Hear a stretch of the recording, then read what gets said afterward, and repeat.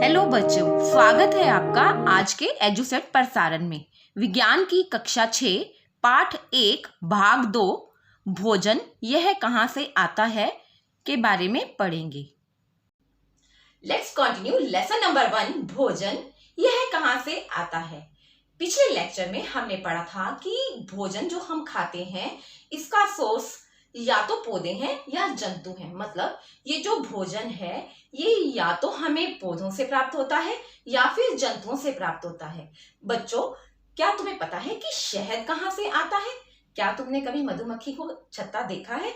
तो शहद जो है वो मधुमक्खियां फूलों के रस को या मकरंद को फूलों से चूसकर अपने छत्ते में भंडारित करती हैं। उसे ही हम शहद के रूप में मधुमक्खियों के छत्ते से प्राप्त करते हैं। शहद बेटे आपको पता है विंटर में एज ए मेडिसिन भी यूज किया जाता है। तो मधुमक्खियां शहद को भंडारित क्यों करती हैं? क्योंकि पूरे वर्ष फूलों का सीजन नहीं रहता, इसलिए मधुमक्खियां फूलों के रस को या मकरंद को स्टोर करती हैं अपने भोजन के रूप में। बेटे नेक्स्ट हमारा टॉपिक है कि जंतुओं के खाने के हैबिट्स के आधार पर हम जंतुओं को कितने वर्गों में बांट सकते हैं। तो इसका उत्तर है कि जंतुओं को उनके ईटिंग हैबिट्स के अकॉर्डिंग हम 3 भागों में बांट सकते हैं। पहला है शाकाहारी या हर्बीवोर्स। तो सबसे पहला है शाकाहारी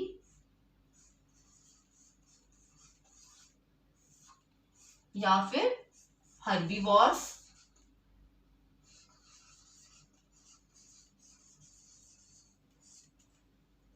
सेकंड है मांसाहारी या फिर कार्निवोर्स।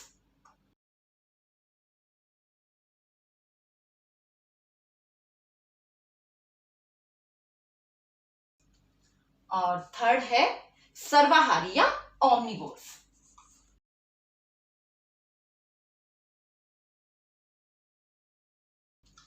तो बच्चों एक एक करके डिस्कस करते हैं। शाकाहारी शाकाहारी वे जीव हैं जो केवल पादप उत्पाद ही खाते हैं, मतलब पेड़ पौधे ही खाते हैं, जैसे गाय और बकरी भैंस।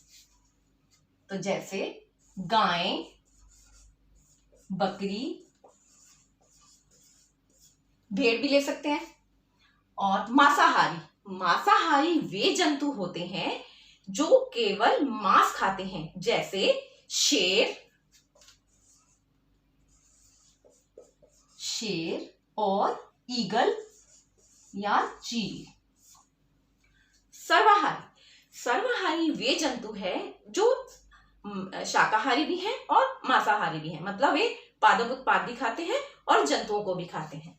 तो वो होते हैं सर्वाहारी या ओमनिवोर्स, जैसे कोआ। और इसका दूसरा उदाहरण है मनुष्य।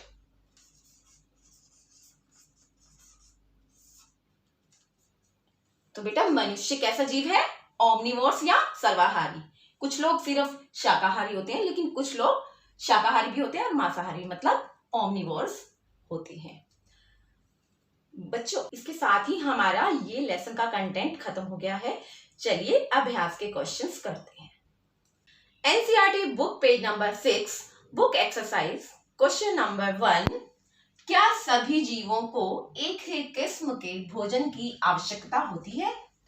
तो बेटे सोचो, क्या सभी जीवों को एक समान भोजन की आवश्यकता होती है? इसका उत्तर है नहीं। सभी जीवों को एक समान भोजन की आवश्यकता नहीं होती, क्योंकि मैंने आपको बताया है कि कुछ जीव ऐसे हैं जो सिर्फ पादप उत्पाद खाते हैं, वे शाकाहारी कहलाते हैं। कुछ जीव ऐसे हैं जो सिर्फ मांस खाते हैं, वो मांसाहारी कहलाते हैं। और कुछ जीव पादप उत्पाद भी खाते हैं और दूसरे जंतुओं को भी खाते हैं, उन्हें सर्वाहारी या ओमनिवोर्स कहते हैं। तो इसका मतलब सभी जीवों को एक समान या एक ही किस्म के भोजन की आवश्यकता नहीं होती। तो इसका उत्तर आएगा नहीं। तो चलिए करते हैं क्वेश्चन नंबर 2। क्वेश्चन नंबर 2, 5 पौधों के नाम लिखिए तथा बताइए इनके कौन से भाग का उपयोग खाद्य पदार्थ के रूप में होता है। तो बच्चों 5 पौधों के नाम बताने हैं और ये बताना है कि कौन सा भाग पौधों का खाया जाता है, खाने में प्रयोग होता है। तो चलिए 5 पौधों के नाम लिखते हैं। मैंने पिछले लेक्चर में भी आपको बताया था कि पौधों के कौन से भाग खाने के काम आते हैं। तो चलिए 5 पौधों के नाम लिखते हैं। पहला, आप कोई भी पौधा लिख सकते हैं जिसका नाम आपको ध्यान आ सकता है। पहला लिखते हैं बैंगन। दूसरा आलू। तीसरा पालक।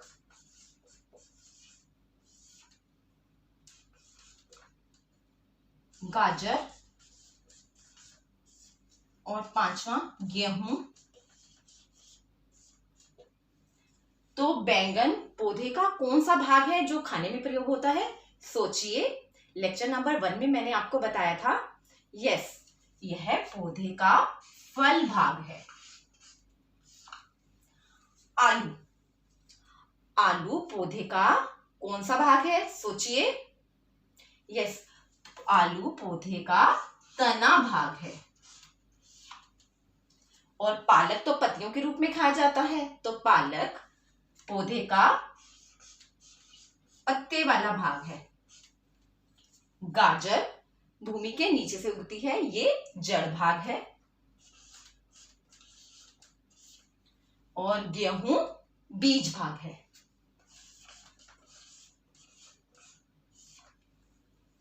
तो चलिए करते हैं question number 3। Question number 3, column 1 को कॉलम 2 से मैच करना है। तो पहला ऑप्शन लेते हैं, दूध, दही, पनीर, घी। तो देखते हैं ये किस ऑप्शन से मैच करता है। कॉलम 2 में दूध, दही, पनीर, घी पहला ऑप्शन। दूसरे जंतुओं को खाते हैं, मैच नहीं करता। पादप एवं पादप उत्पाद खाते हैं, ये भी मैच नहीं करता। सब्जियां हैं, ये भी मैच नहीं करता। सभी जंतु उत्पाद हैं। तो दूध, दही, पनीर, घी सभी जंतु उत्पाद हैं, ये सही मैच कर रहा है, तो इसे हम मैच कर देते हैं। नेक्स्ट है पालक, फूलगोभी, गाजर। तो इसको आइए सभी कॉलम के साथ मैच करके देखते हैं। पालक, फूलगोभी, गाजर दूसरे जंतुओं को खाते हैं, मैच नहीं करता। पादप एवं पादप उत्पाद खाते हैं, मैच नहीं करता। सब्जियां हैं, ये मैच करता है। पालक, फूलगोभी और गाजर ये सब्जियां हैं। नेक्स्ट देखते हैं, शेर एवं बाघ दूसरे जंतुओं को खाते हैं, ये मैच करता है क्योंकि शेर और बाघ मांसाहारी हैं और ये दूसरे जंतुओं को खाते हैं, तो इसे मैच कर देते हैं। तो अब हमारे पास इस तरफ भी शाकाहारी एक ही ऑप्शन बची है और दूसरी तरफ भी एक ही ऑप्शन बची है। पादप एवं पादप उत्पाद खाते हैं, तो शाकाहारी होते भी वही हैं जो पादप और पादप उत्पाद खाते हैं। चलिए करते हैं क्वेश्चन नंबर 4। क्वेश्चन नंबर 4, दिए गए शब्दों से रिक्त स्थान की पूर्ति कीजिए। हमारे पास शब्द हैं शाकाहारी, पादप, दूध, गन्ना, मांसाहारी। तो चलिए पहला देखते हैं रिक्त स्थान। बाघ एक डैश है क्योंकि यह केवल मांस खाता है। तो बाघ बेटे कैसा जानवर है? सोचिए, बाघ एक मांसाहारी जंतु है, तो इसमें आएगा मांसाहारी है। इसमें हम भर देते हैं बाघ एक मांसाहारी है क्योंकि यह केवल मांस खाता है,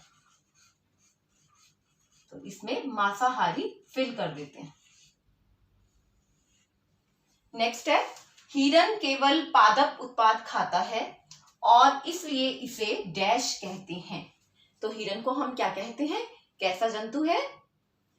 सोचिए, ये शाकाहारी है, तो यहाँ पे शाकाहारी को टिक कर देते हैं, तो ये होगा शाकाहारी।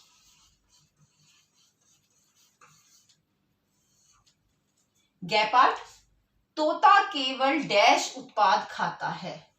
तोता शाकाहारी है या मांसाहारी? सोचिए, तो तोता केवल, क्योंकि शाकाहारी है, पादप उत्पाद खाता है, तो पादप को टिक कर देते हैं, पादप उत्पाद खाता है। गैपार्ड, जो डैश हम पीते हैं वह प्राय गाय, भैंस या बकरी से प्राप्त होता है, इसीलिए इसे जंतु उत्पाद कहते हैं। तो जो हम पीते हैं गाय भैंस से हमें क्या मिलता है? दूध। तो हम दूध को टिक कर देते हैं और इसमें दूध फिल कर देते हैं। तो लास्ट है, हमें चीनी डैश से मिलती है। तो सोचिए चीनी हमें कहां से मिलती है? सोचिए, यस, चीनी हमें गन्ना से मिलती है। तो गन्ना को टिक कर देते हैं और इसमें गन्ना भर देते हैं।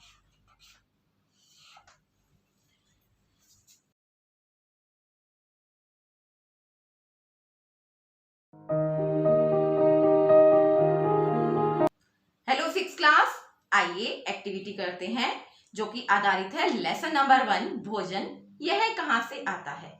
तो बेटे, इस एक्टिविटी को करने के लिए हमें चाहिए या तो चने या फिर मूंग की दाल, या आप मोठ की दाल ले सकते हैं। मैंने इसके लिए ली है मूंग की दाल। तो इसमें मूंग दाल में रात को सोने से पहले इसको पानी डालकर रख दें और सुबह जब हम उठेंगे तो उठने के बाद इस पानी को निकालकर इसे गीले कपड़े में लपेट कर रख दें।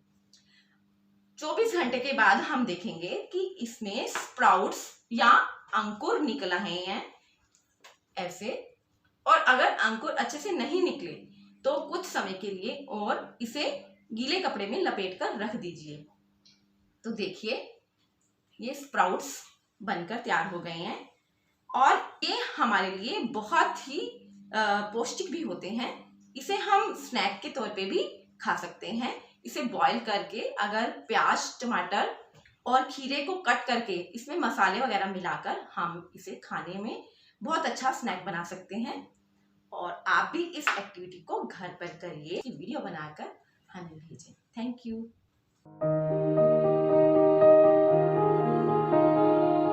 Good morning to one and all. Today, our Pragati from class 6 is gonna perform an activity on lesson number 1. So let us start the activity.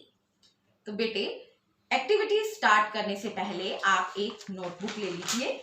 इस पर आप टेबल बना लीजिए। उसमें आपने 3 कॉलम बनाने हैं, फूड आइटम, इंग्रेडिएंट्स और उसका सोर्स। तो हमने ली है एक कोल्ड ड्रिंक की बॉटल और एक प्लेन बूंदी और बिस्किट का पैकेट। तो आप घर में कोई भी खाली जो पैक है, रैपर है, उसको भी ले सकते हैं। इसमें से प्रगति इनके इंग्रेडिएंट्स पढ़ेगी और मैं लिखूंगी। इसी तरह से आपको भी घर में इंग्रेडिएंट्स अपनी नोटबुक पर नोट करने हैं। तो चलें प्रगति, स्टार्ट करें? Yes, ma'am. तो स्टार्ट करो। तो ये कोक की बॉटल है, carbonated water. Carbonated water. Food item का नाम है कोक।